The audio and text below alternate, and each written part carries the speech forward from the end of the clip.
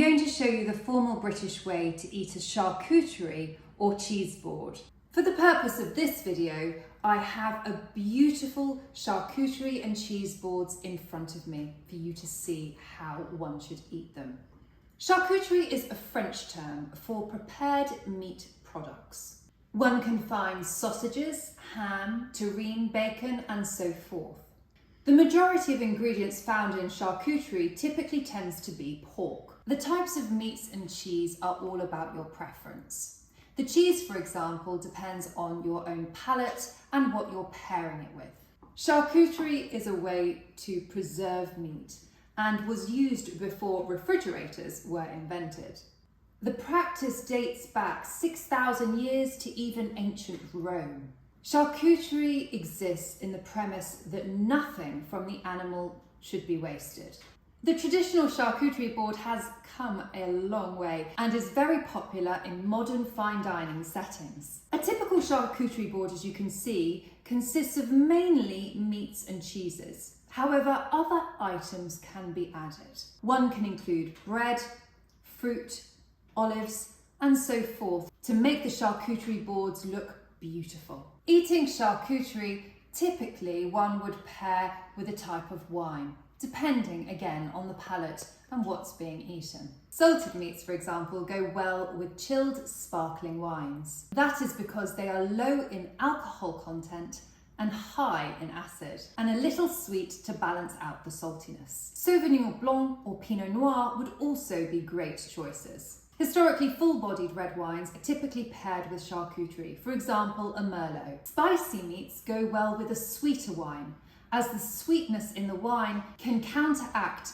the spice whilst giving a whirlpool of flavours. If your board includes creamy cheese, Iberian ham or other fatty dishes, you'll do well to pair them with an acidic wine for the perfect balance. To pick up an item of sliced meat off the charcuterie board, one would typically use their fingers or, if you wish, your fork. I pick up a piece of salami and place it onto my plate, being careful not to touch other food that I'm not selecting. If you wish to use your fork, you may also do so.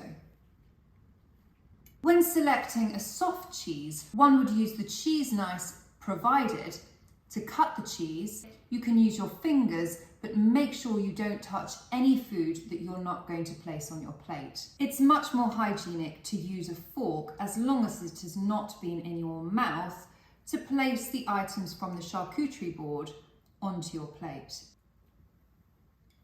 If there is sliced cheese already on the board, you can simply pick it up with your fingers or your fork, as I've explained. If the charcuterie board comes with fresh jams, chutneys or relishes, use a small teaspoon, gather the jam or chutney that you wish, and then place it onto your plate. Again, with vegetables and fruit, it is polite to take from the charcuterie board with your hands, or with a fork if you prefer.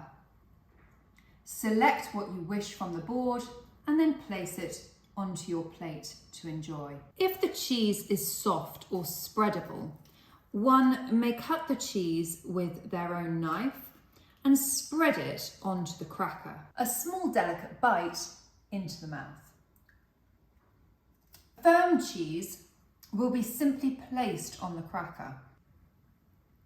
Place the firm cheese onto your cracker or piece of bread and then eat.